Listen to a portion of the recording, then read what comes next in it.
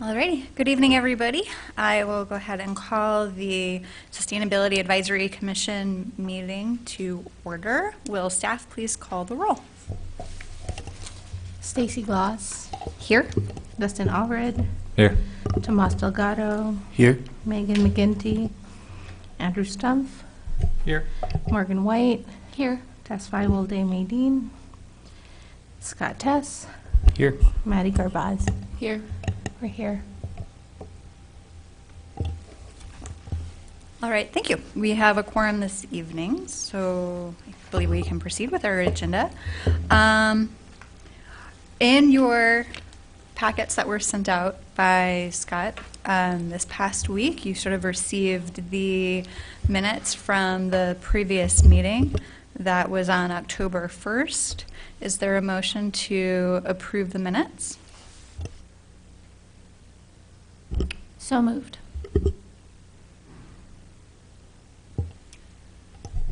Second. Great, thank you. Are there any changes or corrections for the minutes to be discussed? Not hearing any. All in favor of approving the minutes from the October 1st meeting, say aye. Aye. Okay, that passes. Are there any changes or additions to the agenda for this evening? Okay, we'll proceed with the agenda as is. Next up would be our public input portion of the agenda. Would anybody from the audience like to address us as part of public input?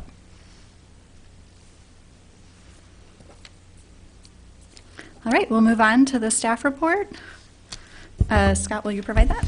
Good evening. First, update on Solar Urbana-Champaign. We've concluded with 365 kilowatts of capacity this year. It's a good year.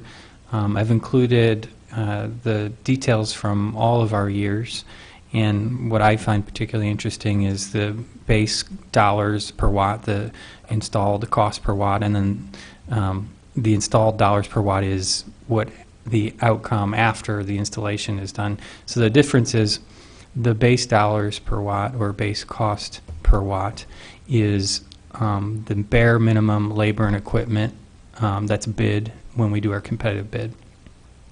So that's come down but leveled out, obviously.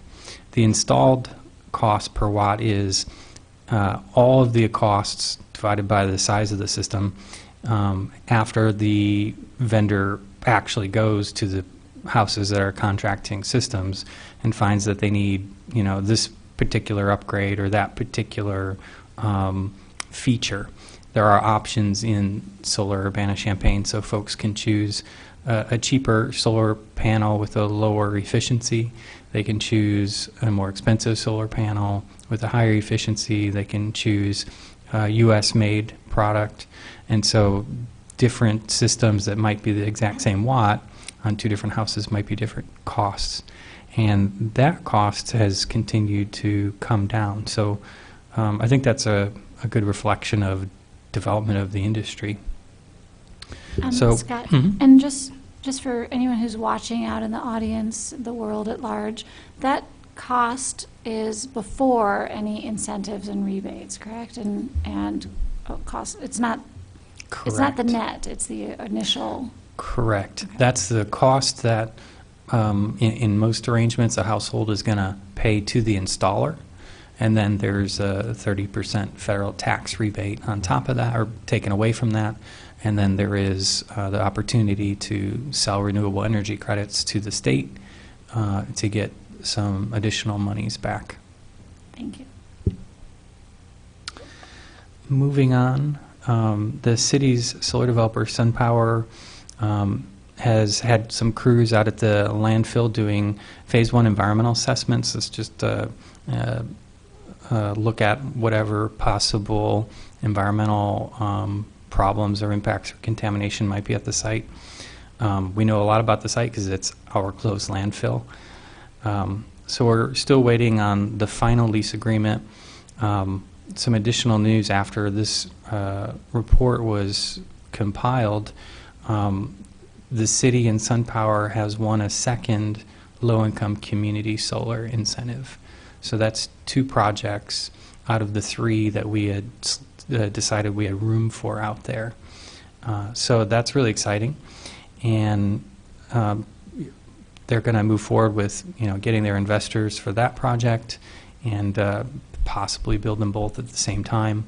But it probably means that they will lease the entire 41 acres, I think it is, rather than just lease a portion for the first 2 megawatt and then wait and see about the other potential projects. So I've had some questions from friends and colleagues. The community solar aspect of that. There's a lot of messaging out there about community solar right now. So people are getting it on social media. I think I got something in the mail. How do we know whether it's this one that's local in Urbana? Does that have a name at this point? And can people sign up now? Or do you have We that? are not marketing, we're not doing any marketing or customer acquisition for these projects yet. Okay. So From- it's not. No. From all the community, I presume this is true for all of them because it's true for ours, all of the community solar awards go to the Illinois Commerce Commission for approval. Upon approval, the developer has 180 days to energize, has 18 months to energize the system. So for us to do marketing and customer acquisition at this point might not be hitting the timing just right. You have a question? Do you already know approximately how many typical households the community solar on the landfill with both of them could take? I don't have that. I don't have that off the top of my head. You That's say it's 2 megawatts or 4? There's 2 megawatts? There's now two megawatts. And the city's taking like a third of that, or? What we've City discussed is buildings. 20% of the first 2 megawatt, Mhm. and we're still evaluating and discussing whether the city will be an anchor off-taker for the second. Anchor off-takers can take up to 40% of the community solar array. So depending on how much the anchor tenant takes, leaves us differing amounts for community offtake or residential offtake. Okay, thanks. Sure. Moving on, staff has accepted a proposal to establish an internet connection to the Landscape Recycling Center ticket booth. So this would be extending the existing fiber optic network connection at the Arbor Division shop, which is on the same property but a ways off. So we'll be extending that secured connection to the ticket booth, which will allow us to do some computerization of that facility. So have an internet connected computer, a computer that connects to the city's network for communications and file sharing, potentially computerization of the cash register. So as we move closer to starting that project, and probably after we get it established, we'll be exploring these other computerization improvements at the ticket booth. We participated again with the Integrated Pest Management Institute's Midwest Grows Green program. We had 20 participants at our Lunch and Learn here in this room, 4 participants at the Green Drinks event, and 12 new pledges collected at the Market at the Square. So we were tabling at the Market at the Square. So again, this is all about promoting and educating about the natural lawn care approach. So instead of using synthetic chemicals, synthetic fertilizers and pesticides, we're encouraging folks to cultivate a strong turf grass by mowing high, core aerating, and top dressing with compost purchased from the Landscape Recycling Center. Staff did some additional public engagement this month, speaking to a civil engineering course at the University of Illinois. U-Cycle had a electronics recycling event. It was hosted in Champaign.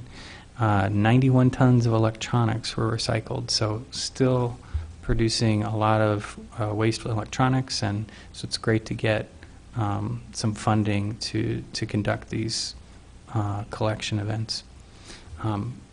Even more important and more expensive, the Illinois EPA sponsored a household hazardous waste event recently, and there was a sort of a backlog like we haven't experienced in a number of years since we implemented the registration system where folks get a time slot, and once the time slots are filled up, that's all the cars we're taking.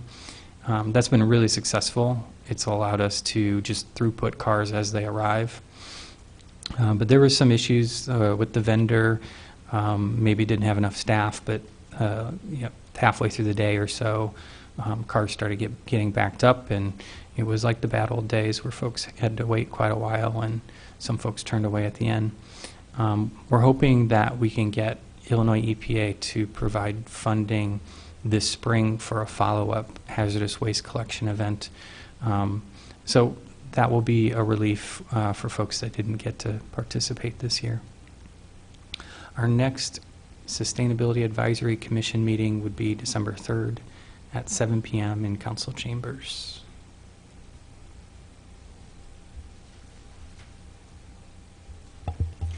Thank you. Are there any other questions from the committee about the staff report? Okay, thank you very much. This evening we'll be having a presentation from Brandon Boyes, who is with the Economic Development Department here at the City of Urbana. Welcome, Brandon. Thank you for joining us this evening. We look forward to your presentation. Thank you. Yeah, again, I'm Brandon Boyes. I'm the Economic Development Manager in the Community Development Department. And Scott had mentioned that you were interested in hearing more information about the Enterprise Zone. I think it was in the context of a review of the 2002 Comprehensive Plan. So what I was going to do is give you an overview and some history on the Enterprise Zone, talk a little bit about how it works, and then some of the impacts we've observed so far. I'm showing you materials that were prepared for basically the calendar year of 2018. So we're going to be updating this for 2019 in just a few weeks, but this is the data we have available right now. So a little bit of history. Enterprise zones have been around since the 80s, but in 2014, the legislature, maybe it was 2013, the state legislature changed all the rules and made all the communities reapply. So Urbana and Champaign also at the same time applied for new zones in 2014. We were awarded a zone, and it went into effect in 2016. So we had learned some things from the prior zone, and one opportunity that we hadn't taken advantage of in our prior zone was that we didn't leverage our community partnerships. So this time around, we took this very seriously. We formed a joint zone with Champaign County, and then we engaged 7 taxing partners. One, the City Council, and Cunningham Township are the same board, but all the others are independently elected or appointed bodies. I think the only major one is the Forest Preserve District, and the motivation here is are the folks who set your tax bill, with the school district being about half of your tax bill for property taxes. So I'll come back to property taxes. And then there was the boundary that we set. Another lesson we learned from the prior zone was that Urbana had only included exactly its or properties within its municipal boundary. Even though we had a joint zone with Champaign County, we did not put any of the zone in the growth areas of the city where we'd expect annexations to occur. And again, zones are expected to last many years. Our zone should last minimum 15, and then there's a provision to extend to 25. So we're doing this over a long-term time frame. I mentioned we'd worked collaboratively with Champaign at the time we prepared our applications. And so when we looked at the number of amendments to Champaign's zone they had done over the course of the life of their prior zone, it was like 4 to 6, very minimal. And we had 20 to 30. And these were very arduous processes because it required review by multiple state agencies, public hearings, frequent applications to add land in. So to reduce that administrative overhead and to make it simpler, we just worked to establish the zone in all of the growth boundary areas, consistent with really keeping well within our ETJ, but also the growth expectations set forth in the document you were reviewing, the 2002 comp plan. We tried to make it consistent with those goals. Just real quick, Mhm. you mentioned an acronym called the ETJ. Mhm. What's that? The extraterritorial jurisdiction.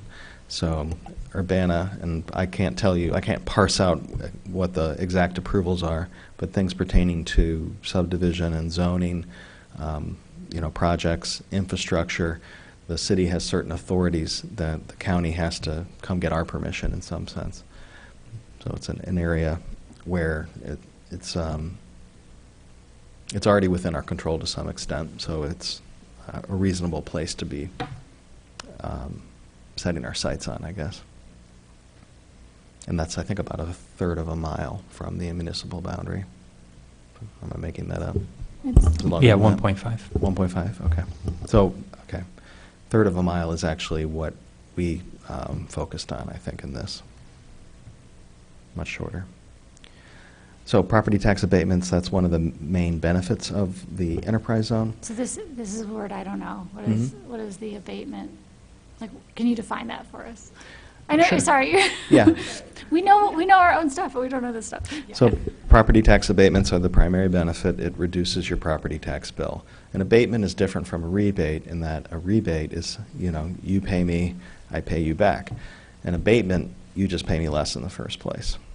So your tax bill is reduced. So this is another lesson learned. The Think Urbana, which is, I'll get to that, but that's kind of the branded part of the enterprise zone that has to do with housing. This enterprise zone application was preceded by about a decade of a program called Build Urbana, and that was something that the city and the school district voluntarily entered into, in which they rebated taxes to homeowners. And it was a complicated intergovernmental agreement. There wasn't really precedent for it, and we had to be hands-on with all the money, right? Everybody's paying, and we've got two taxing bodies who then have to spit the money back out to everybody twice a year. I believe they did it after, both tax installments. Very hands-on, very messy. The abatement process, on the other hand, we just communicate with the county clerk's office, and then that allows us to reduce the tax bill in the first place. So it's administratively better, but also it allows us to resurrect a program that had actually been discontinued, but there was still demand for. And it was basically a rebate program for your taxes if you built a new home. And when I talk about Think Urbana, you'll see how that relates. But generally, all the abatement schedules work the same way. You get a large abatement on the new value, so meaning you're not paying more property taxes on that new value, on all of it effectively. And then each year after that, the amount of that abatement diminishes. So for the taxing body, you make a big investment in property, the value is now increased, it's going to be taxed. The property or the taxing body is foregoing that first year of revenue, and then it's ramping up for them. But when you think about the relationship between when an investment occurs on property and how long the taxing body then benefits from that improved value, it's kind of like an introductory offer. It dampens that initial cost. Again, this is through calendar year 18, but the cumulative impacts, 73 projects access these incentives through the enterprise zone. $68 million in project costs. 324 jobs were either new or retained. 230 new residential units. Again, that's a specific focus of our program. 71 new single-family and duplex units, and then the EAV increased by 2.9 million. However, we're not receiving the tax value, for that in the near term. Just the equalized assessed value increased. These are some of the. Sorry, just the tax abatement, is it the is it from all of those groups, so the school and the park district? And Yeah. So everybody agreed to 100% off the first year? Yeah, And- the and same is- schedule. Yeah. Independently with separate ordinances. Okay, and with the, so like you had 1 to 10 jobs created? Mhm. Is it created or retained, or just created? I believe it's created is the language of it. We haven't had many fall into that bucket yet. The other thing is that, you can sign up for it on the front end, but it's built and then it's appraised, and by the time you pay taxes on it, it can be 2 to 3 years later.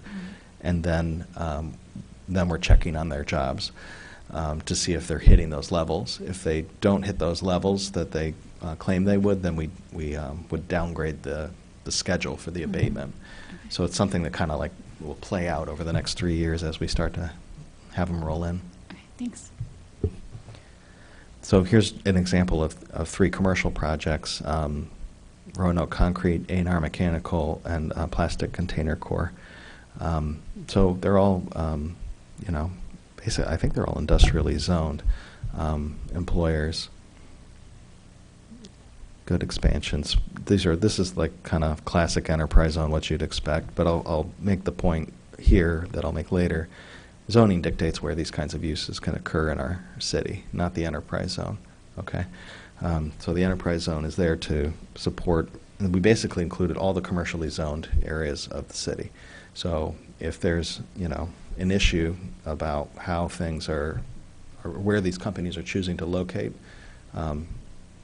enterprise zones everywhere. They're reacting more to the availability of the land, the type of land, and the zoning, what's allowed on it. So again, Think Urbana is the residential program. So Parkland College did not participate in this one because it's a little different. They have a larger geographic area they were responsible for. And this one's simple, right? No job creation in it. Over 5 years, you get about half of your taxes abated on the building value, and again, only from those participating taxing bodies. So this is the eligibility, and again, this was discussed by all of the different taxing bodies involved. So the one thing you'll note that's missing from this list of eligible property types is just really straight multifamily, straight apartment buildings. And there was broad consensus from the various taxing bodies that they didn't want to see us incentivize that style of construction. So, with one exception, mixed use. If it's in fact 20% of the building area is commercial, which a lot of the student housing projects might have a little, 2,000 square feet or something for, a boutique or a coffee shop. 20% is quite substantial. That's usually like a whole floor of your building. And I'll come back to an example where these requirements influenced the outcome to some extent. Mm-hmm.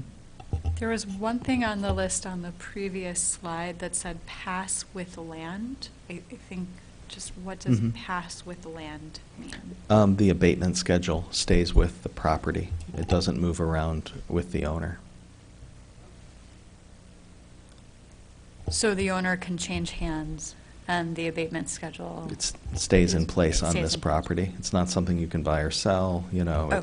It's just a benefit that is assigned to this property.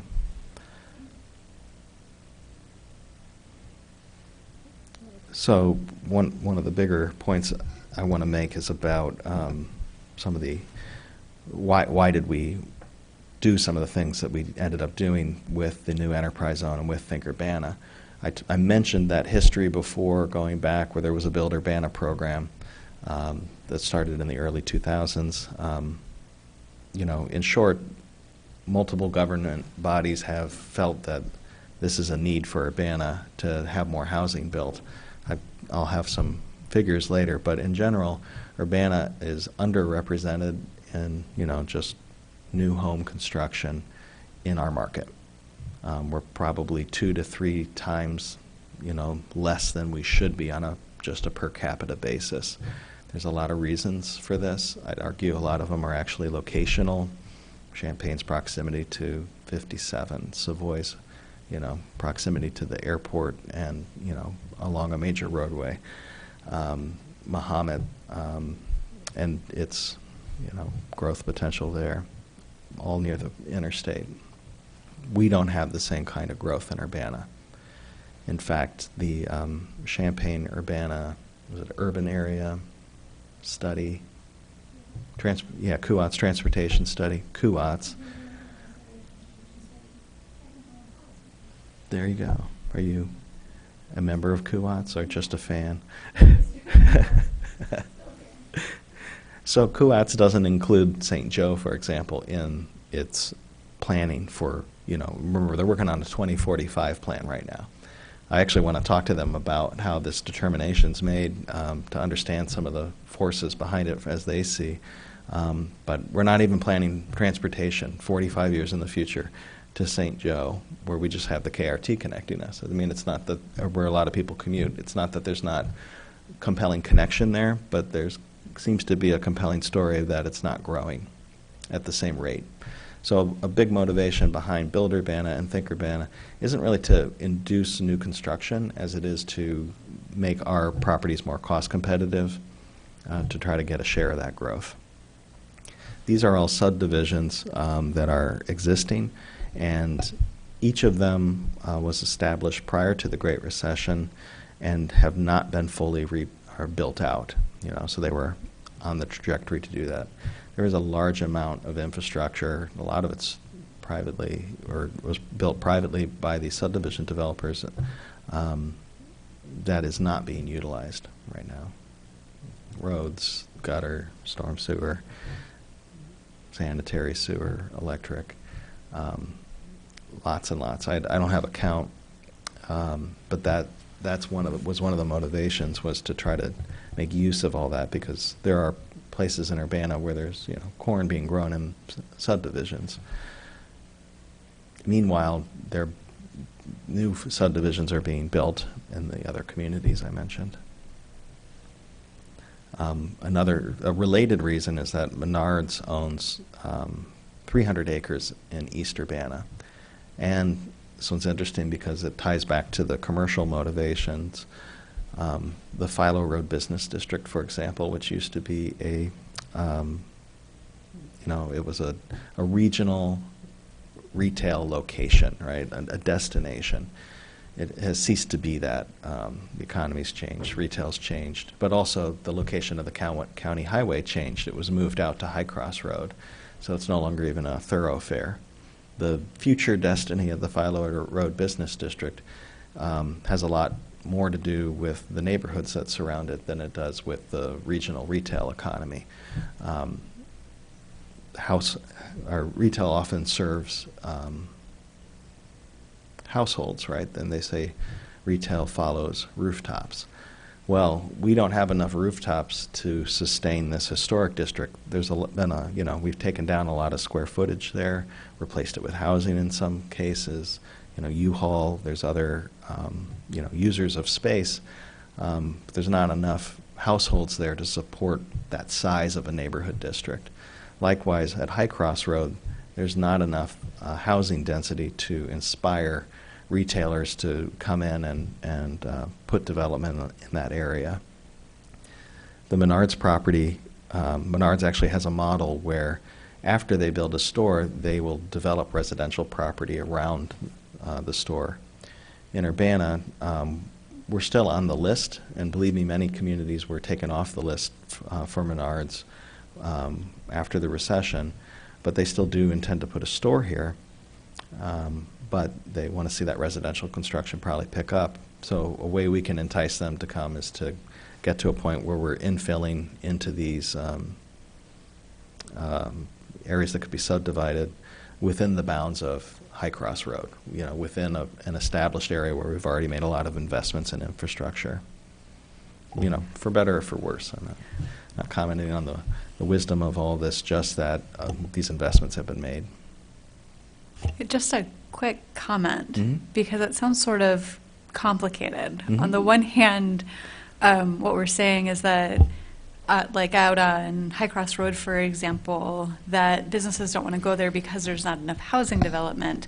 But then on the other hand, we might have housing developers say, we don't want to build there because there's not enough sort of destinations or amenities at this point in time. So That's certainly it's not possible. really like a chicken and egg situation, but certainly a kind of stuck situation a little Mhm. bit. What do you do with that when you have sort of these competing priorities where both don't want to take a risk because the other doesn't exist? Well, there already are people taking a risk, and that's the subdivision owners. So that's who we're working with to try to, help. These are families and businesses that would potentially be interested to turn around and do another subdivision, but first they need to finish the one they've started, and that was a pretty long list of sites, north, east, and south Urbana. Kind of our whole growth boundary is where these exist. But Brent, Mhm. you also said that some of the choices for housing location is actually related to the transportation infrastructure away from town, like the interstates, like the airport.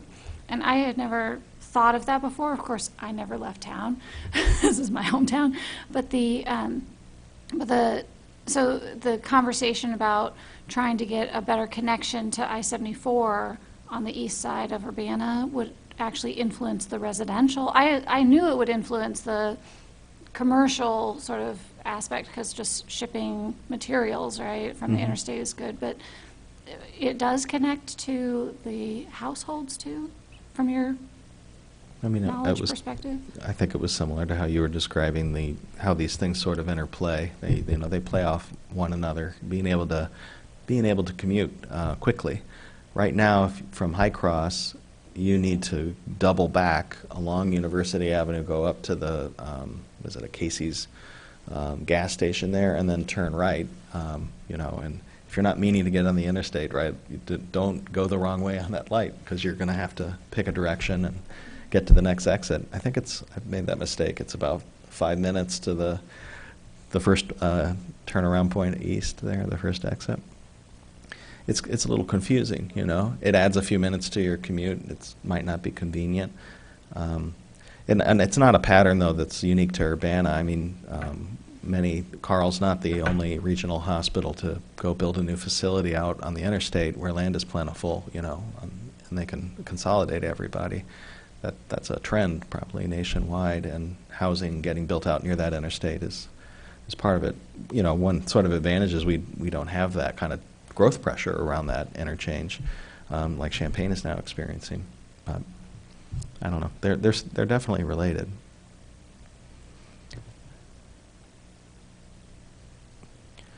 So I don't need to go into a lot of detail on this, but when we market these programs, we have in mind the end home buyer, but also all the different folks who are likely touched by that home buyer in their exploration to and ultimately closing the home. So realtors, home builders, subdivision owners, mortgage lenders. Those are the kinds of audiences we've been trying to get this information out to, because in short, you can save substantially on a new home if you build in Urbana.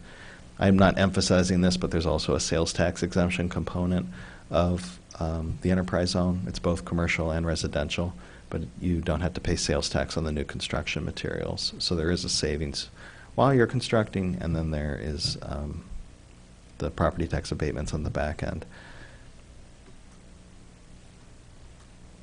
This is just more details about our marketing campaigns. This is what I wanted to get at before. This is our permits fluctuating for single-family, residential, and duplex permits. It's gone up a little bit, but it hasn't been, it's not like we're blowing up over here and we're going to have to build a new subdivision right away. It's had a modest effect so far. This is the piece, though. In 2015, of the single-family and duplex permits, so each one of those permits is a new project, we were 9% of the whole market in 2015, 13%, 11%. So it increased in 2018, but part of that is like a project like the Retreat, which basically built a bunch of duplexes as part of the project, I believe.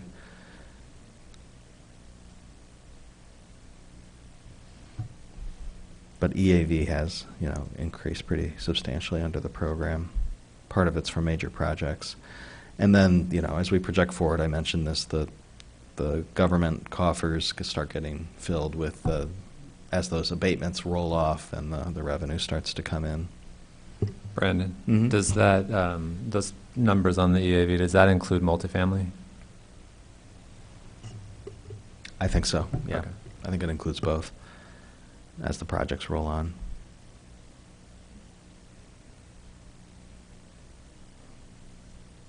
Just an estimate of the total new property taxes generated for our taxing partners. And, our taxing partners all, they're interested in these outcomes too. The school districts made a lot of investment in classrooms. Frankly, they want more students. These, MTD, Parkland College, they all have an interest in economic development, but the city has unique abilities as a city in the state of Illinois to implement some of these programs. Enterprise Zone you can move around, but TIF district is purely a city thing. So it's not just the fact that they're going to get some revenue out of it. I think it has more to do with the community impacts. Future planned, more stuff coming. But the main ones I wanted to mention, I thought they were in here. Can you go back to that future plan slide for a second? Sorry. I'm just trying to parse out, since you mentioned that multifamily is not included in this, the downtown infill, then that it is not multifamily, or it is? The downtown infill is, I think that one is 200 Vine, which, I can start boring you with more details. These enterprise zone abatements don't, they can't be effectuated in our downtown because it's a TIF district.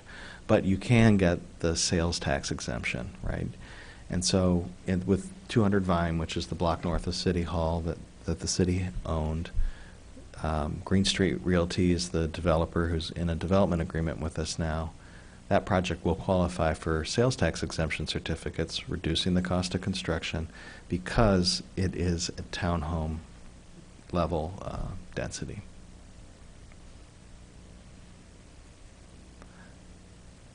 So I haven't looked at the TIF boundary lately to be able to say, but the multifamily in downtown that's infill wouldn't take advantage of the enterprise zone, it would take advantage of the TIF district. Is that more likely to be the case?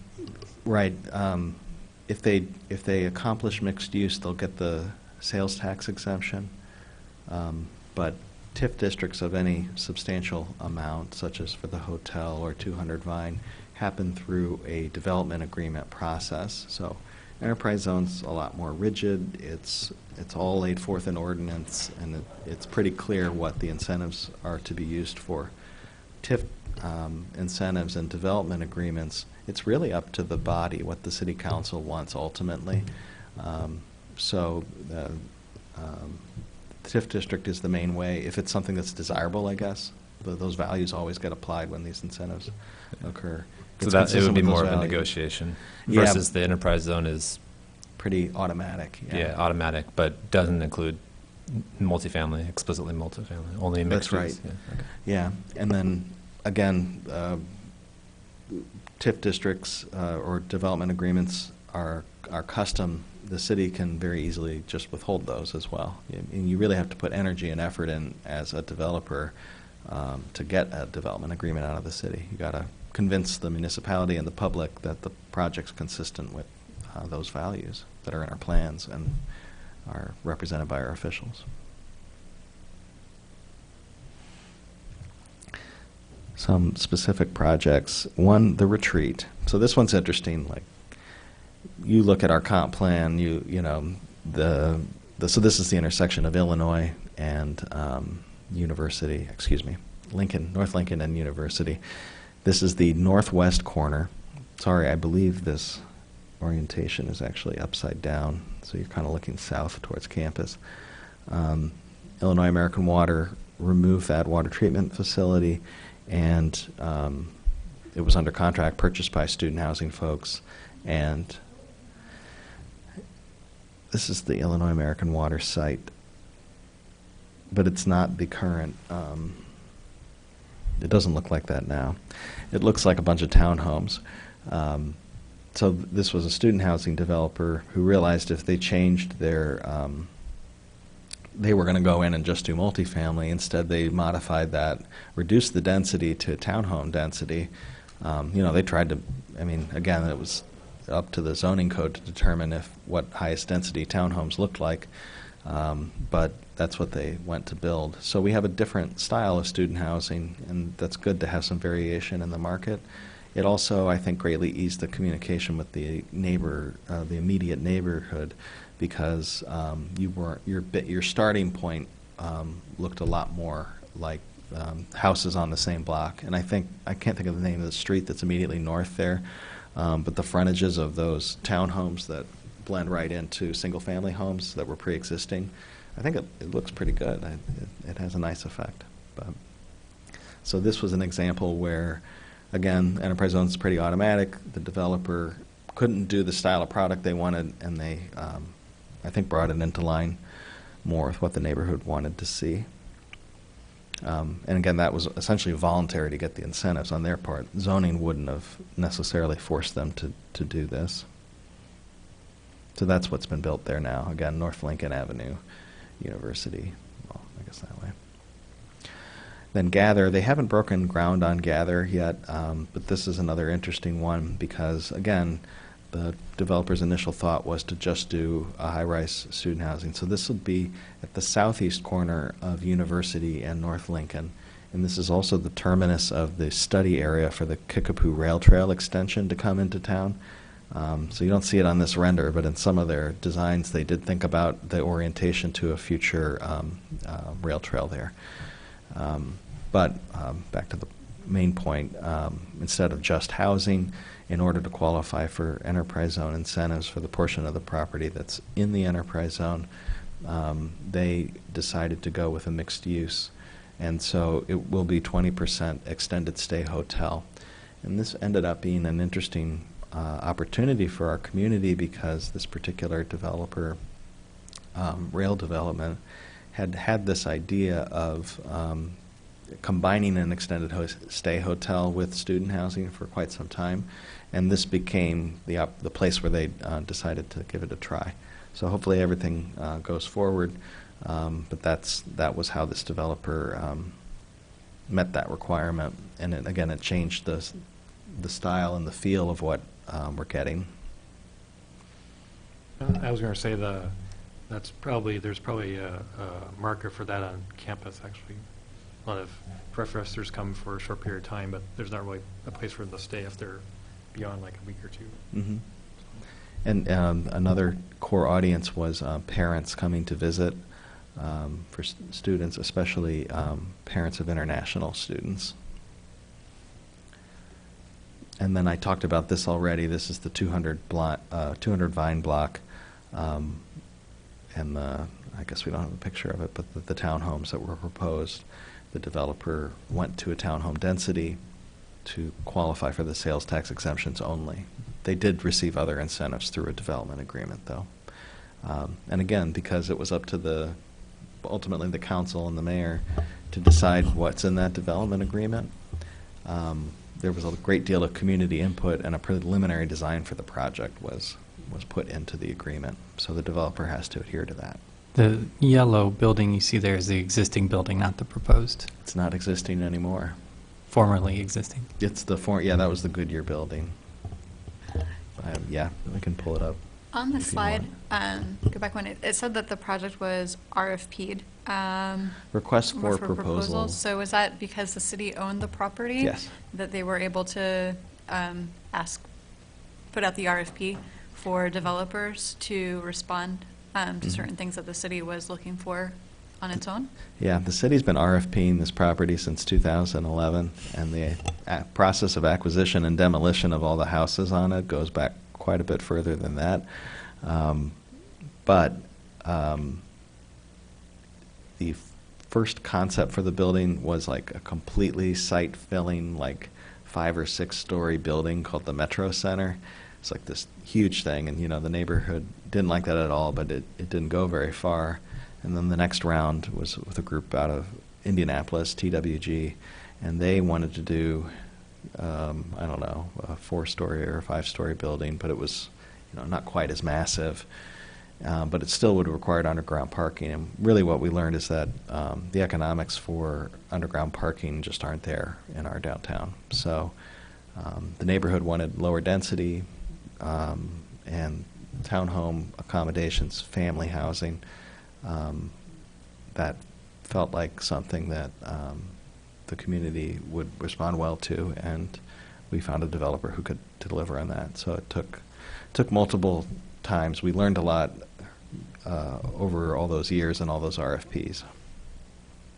Are there existing other properties that the city owns that it's also trying to develop in this manner?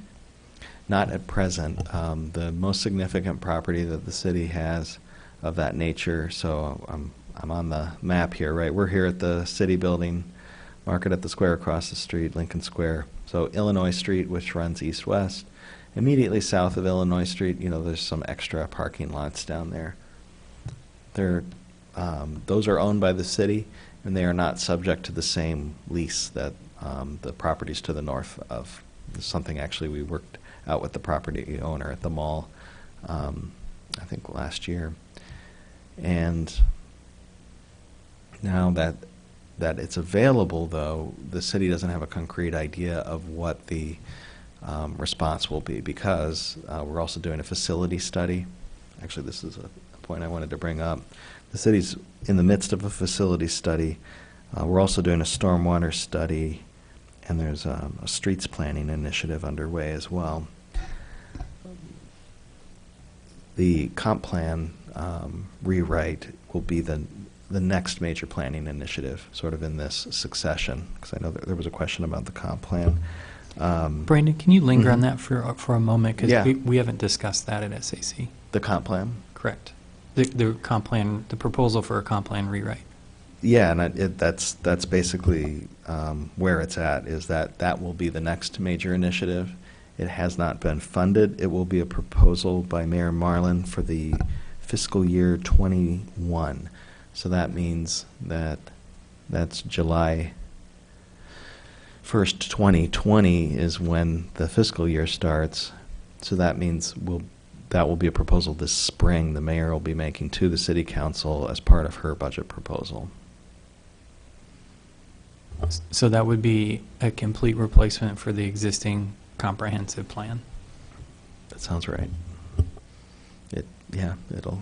It's overdue, right? It was a 2002 comp plan. Best practice, I believe, is every 5 years. We're over 15 now, so it's time. Would you mind repeating just the 3 other planning processes that are currently happening?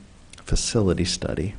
So facility study is why we're not going to rush out and try to privately develop Lot 24 south of Illinois Street, because maybe that's where the fire station should be, or, This is city-owned facilities, right? It's a facility study. Can you hear me? Facility study That's for correct, the city yeah. facilities. And maybe is the library included? Do you know if the library is included in that? Not sure. Probably is, but I don't know that for certain. Yeah, I'm not sure either. Library also has its own master planning process, so maybe they'll benefit from it, though.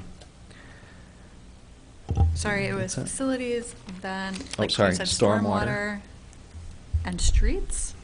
Yeah, streets. I believe those are the 3. Is that the streets repair one, or the? Okay. All followed by I comp think it's a plan. pavement condition index of the streets. Yeah, that sounds right. That's the one. Yep. Yeah. So that's assessing the current situation and trying to Mhm. keep them from having to be completely replaced. Well, and that's sort of the theme here too, is that these are all major assessments of where are we at right now.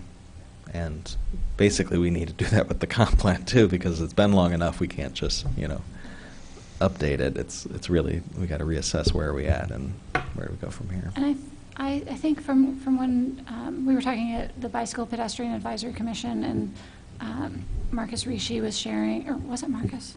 So one of the planners was sharing information about the comp plan, or not the comp plan, but the subdivision code.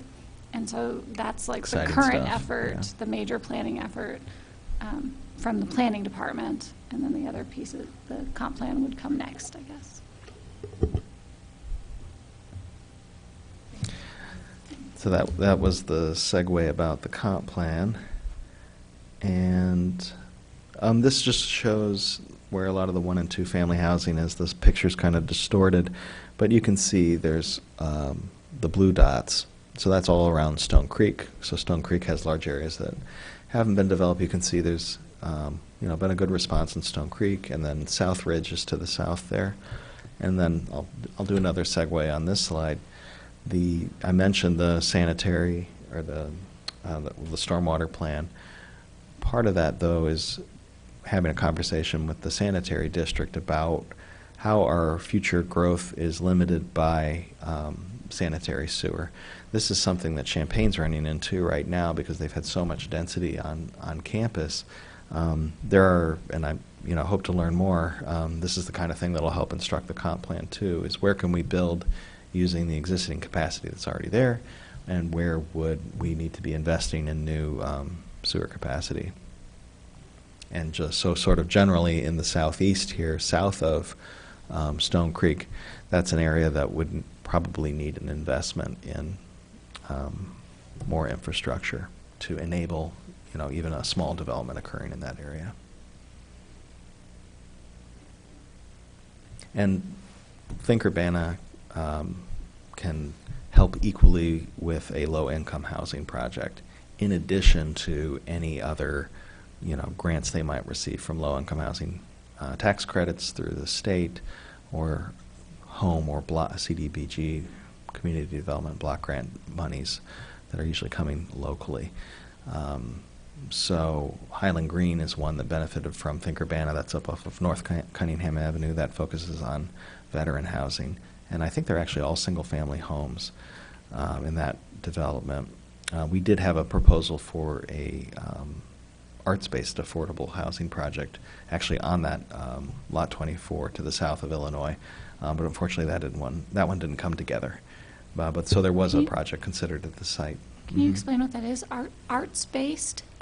Yeah. Art space? A couple of the ideas, again, that didn't come to fruition were to have live workspaces on the ground floor. So basically, the apartment's designed so you can have a retail front that, like with a storefront and a door opening on the sidewalk. So again, that'd be across the street from the farmer's market. So you could have, a retail shop or a studio that folks could come frequent, but you can kind of separate it from your living quarters, and then otherwise you can, live and work in your studio space. A few of those, and then like there's usually a community center as part of these developments, and having it be focused on the arts. I think they had a plaza too. That's the full overview of the enterprise zone. And I think I touched on all the points I wanted Question. to. So yeah, Does the any enterprise questions? zone expire? Has a sunset, or would it continue indefinitely until one of the groups chooses to modify it or get out? Yeah, I think it's a 15-year initial term, and then the state will have to do some kind of a review at that point, I believe by statute, but we'll see administratively down the road what they want. Then I think if you clear that review, you get an automatic 10-year extension, and I'm not sure if it's been defined after that. So 15 to 25 years is a likely bet for the life of the zone. And the other one went about 30 before the statute changed, and we had to go through this reapplication process. And independently, the taxing partners, they have the freedom to withdraw their participation in the enterprise zone, I believe, at any time.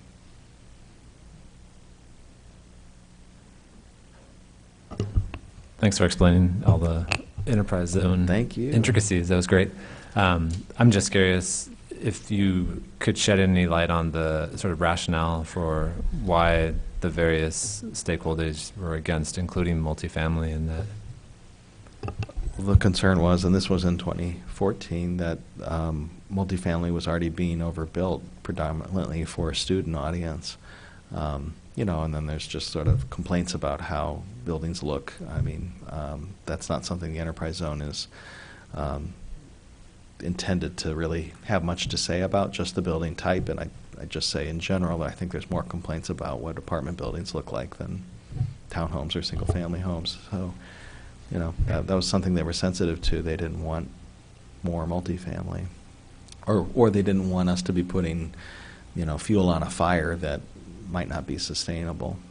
I mean, Can you pull up that slide which one? The one? where you show the housing types that you do Sure. incentivize? Yeah. So I was not aware of this, but I wanted to remark upon it. There is some literature in urban planning about a concept called missing middle. And the concept is that in previous decades, we've seen a lot of single-family residents and a lot of big apartments or condos. But these duplex, row home, townhouse, small mixed use are not being built recently. And that's problematic. Sometimes, you know, having choice in your housing market is good. And also, these may hit different price points. So I think that's encouraging that we are incentivizing that missing middle. Mm-hmm.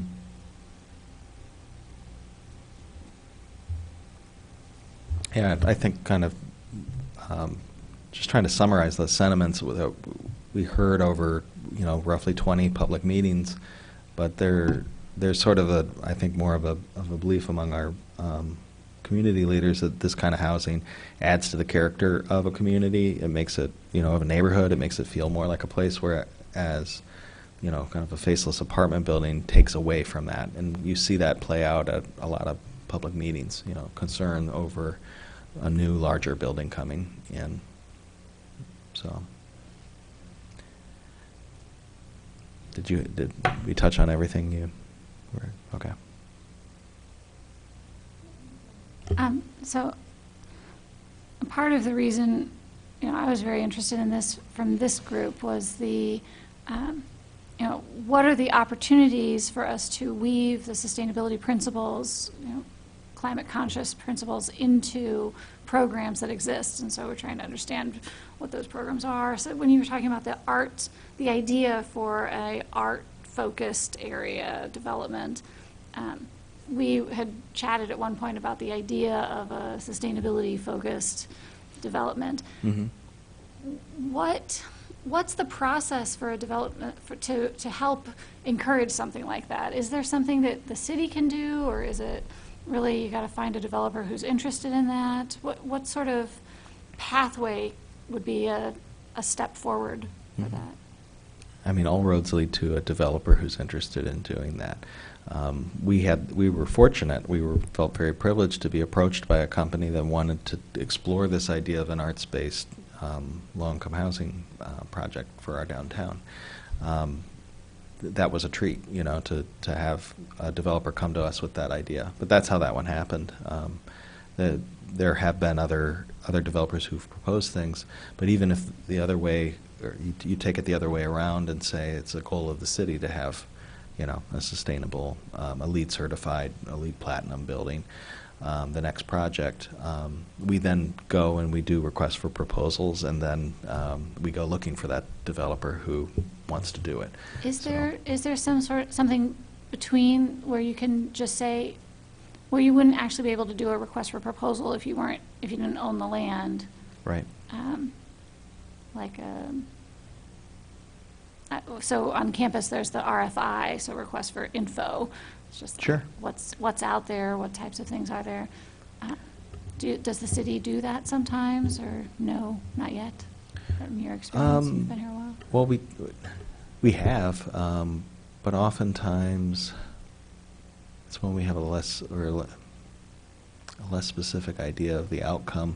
But for development projects, we generally, I think, challenge ourselves to have a specific idea before we put it out there, so it's not completely wide open. We do have plans and elected officials and zoning codes that kind of already tell us something about, and neighborhood associations who already tell us something about what the community's interested in having at a location. I think the concept that might fit here is that if the city were to establish an incentive, to try to attract a developer, I guess. It wouldn't have to be a property we owned. But frankly, that's the highest leverage that the city has, is if we own the property. That's what happened with 200 Vine to the north. We were able to attach a design. The challenge is, though, that these things sort of come at a premium. A developer who can do a community-driven design, and it's an arts center, and it's a LEED certified building. I mean, every time you check one of those boxes, additionally, you're raising the order higher. Like I said, it's not like we got a developer for that city block quickly. It's taken 8 years and 3 major requests for proposal processes.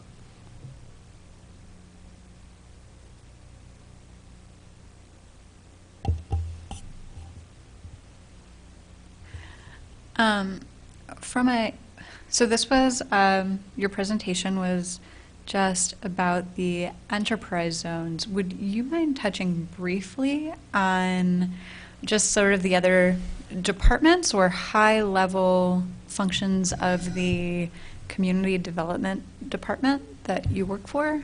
Yeah. Thank you. I'll touch. So the community development department has 4 divisions: economic development, building safety, grants management, and planning. So I'm going to go deeper, though, on economic development, because in addition to the business incentives, we also have the arts and culture program and the farmers market.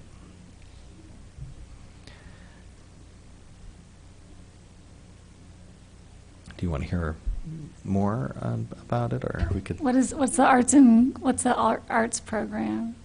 What did you say? Just say arts and culture? I know. Yeah. I think we all know the farmers market, but the other one. So Urbana has it was established as a public arts program, and then it turned 10 years old, I think, last year, and we converted it to an arts and culture program. So the program gives out, it's best known for giving out $80,000 in grants for artists, ensembles, exhibitions, performances every year, and it also now funds, under its new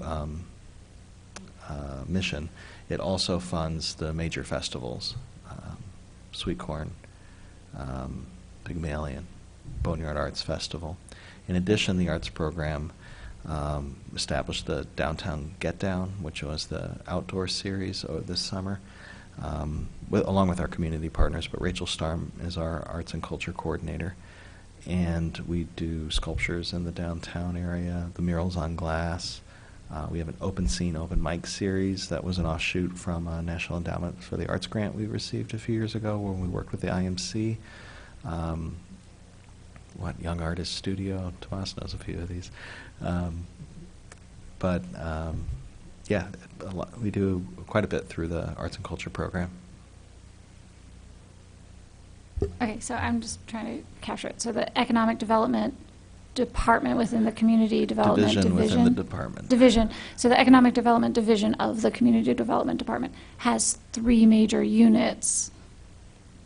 And there's the market, which is both market at the square and market in the square. Market in the Square is actually run by the Urbana Business It's a different group. Association. Okay. So, And then the arts and culture program. yes. On the other side that has the enterprise zone, so just sort of focused Yes. on the economic development side. Yeah. There's enterprise zone, there's TIF zones. TIF district, yeah. TIF district. Mhm. Are there other economic development incentive categories? Those are the main ones. Those are the main tools that, and they're creatures of the state. We didn't create them. The state legislature creates them. We're able to use them at the local level. Those are the big ones. But the city, especially as a home rule body, we have the ability to incentivize in other ways. And sometimes it involves a TIF, and sometimes it doesn't. So anytime the community wants to get behind a bigger project, that would still be a role of the division, I think, to help with that. And here's an example that might interest you. The city had some right-of-way left over after the Olympian Drive North Lincoln Avenue extension, and the city had been leasing it just for standard, I think corn or something they were growing there. Mayor Marlin asked that we do a request for proposals this year to try to see if we can get an agricultural use for human consumption that contributes to the local food economy. And actually, so Monday, I think we're having the public hearing.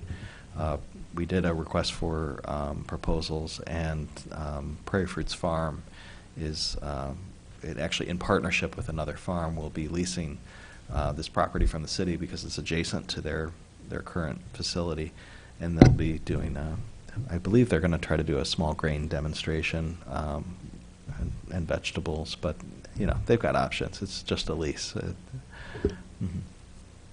So that's something else we ran, was that process.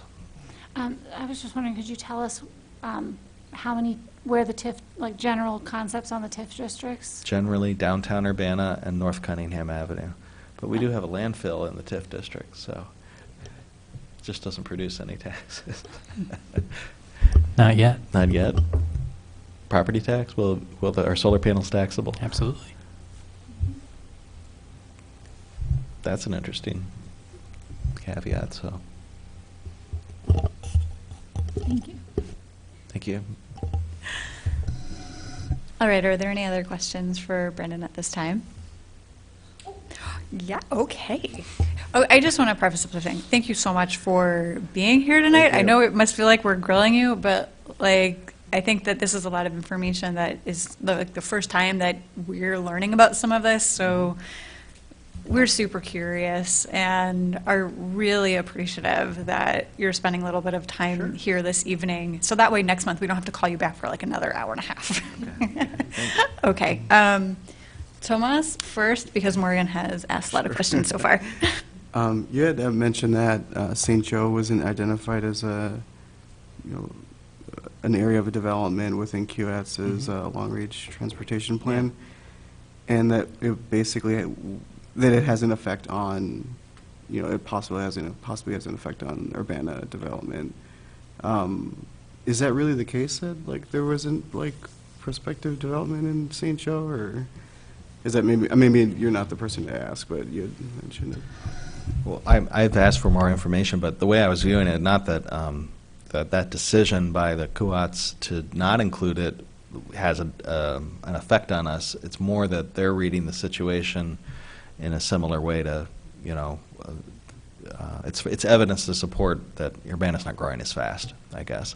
So I'm curious to know more about why that is, but I remember I did the urban planning program here, and it was the GIS class, and looking at growth patterns, and there was more evidence that it was growing towards Mahomet. Like Mahomet's going to connect to the CU glob here, faster than St. Joe ever will. So I don't think it's an unreasonable conclusion. It's just that I'd love to know more about what data they looked at and that led them to that determination.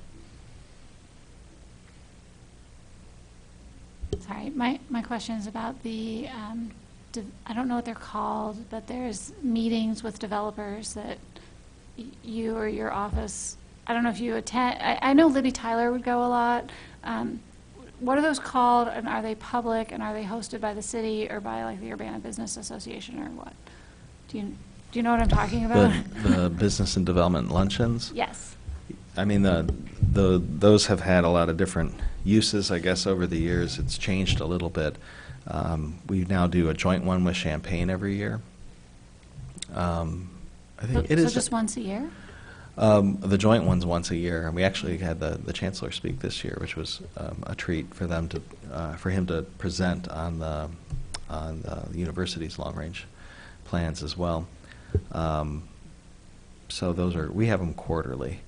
So we do this fall. We do a developer, or excuse me, a broker pitch, like a perfect pitch, I think we call it, and basically, we just invite commercial brokers to get up and share what properties they have for sale at present. So, or if their clients have a need. Is there an opportunity for us to possibly, Attend. well, attend, but I was thinking just share some of these community sustainability goals, you know, like what the Urbana Climate Action Plan says or is aimed towards, and our commitments for. I know the council I believe the council recently approved a faster shift to clean energy, and we as the Sustainability Advisory Commission could potentially be the speaker saying, hey, this is an important thing for the community. As I don't know if you do speakers. I think I've been to one of those in my life. Mhm. So, and are they hosted by the city, or is it a joint one? The ones that are just they're not with. They're hosted by Champaign? the city. Yeah. Did we do a sustainable one? It's been a while. We do a panel probably. I recall speaking on the Urbana-Champaign Energy Star Challenge when we did that a Right, few years okay. ago. I don't remember if I spoke about. I might have. I spoke about solar Urbana-Champaign as well. I mean, it's certainly a topic we could come back to. But yeah, it'd be an opportunity to highlight the current programs. You know, have some solar panels on our landfill soon. There's a would be lot of good things to great, yeah. highlight. So yeah, I'll mention that. I guess the spring would be the earliest, because we already have the fall one planned. Spring's a good time for sustainability topics, right? Every time's a good time for sustainability.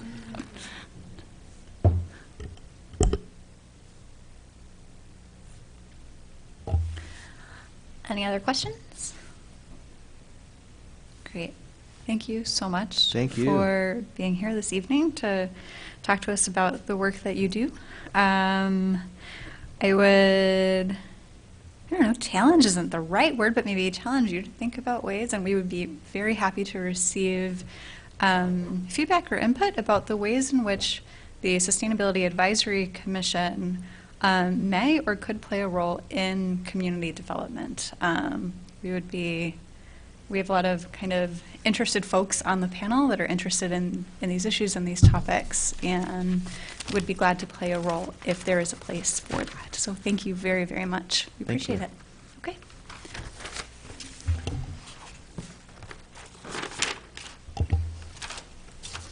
All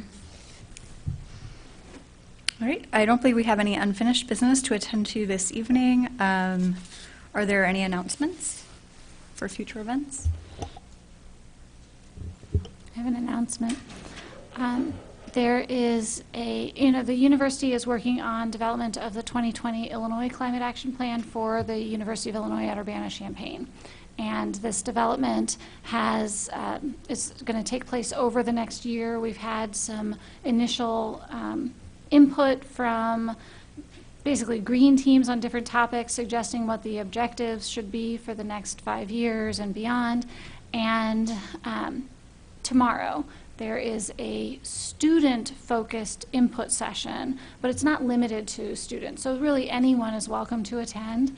And it is from 5 to 6 in room 2101 of Everett, at the corner of Green and Wright. So that's tomorrow, Wednesday, November 6th, from 5 to 6 in room 2101 of Everett. Is that online somewhere posted?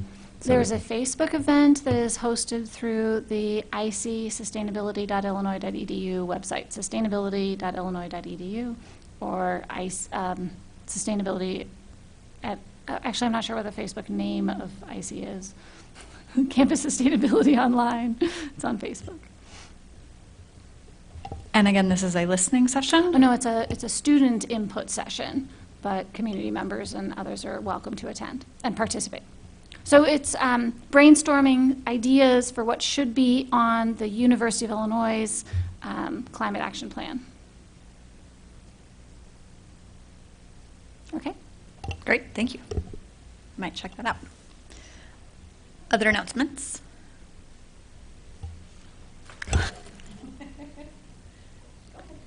Brandon was talking about LEED certified buildings, and I want to share, even though it hasn't been put out on the news release yet, that the ECE building, which is in the city of Urbana, achieved LEED Platinum. So it's our 4th one on campus, but I think it's the 2nd one in Urbana on campus. So, go Urbana!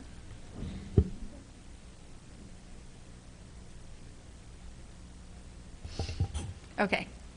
Yeah? Yeah. All right. I don't have any announcements this evening. With no further business before the... What? Why would I? Oh, because I won't be here. I'm sorry. So I kind of forgot about it. Is there going to be a meeting on November 13th?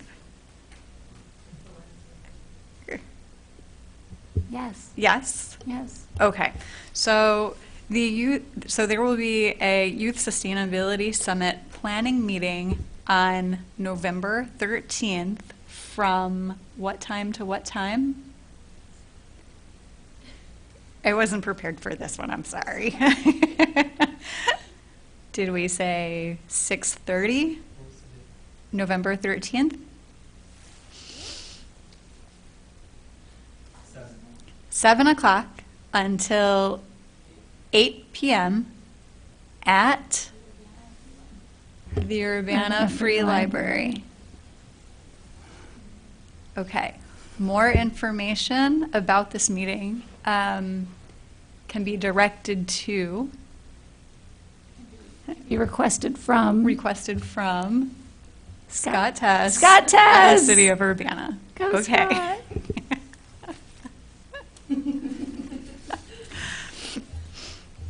I'm going to speak about that meeting. We're looking for middle school and high school students who will help us, obviously we need it, help us develop the next Youth Sustainability Summit. And Maddie is here as our youth member. She's a sophomore at Urbana High School, and she helped with the coordination last time. We're going to do it again. We want some additional leaders because students graduate. So please join us.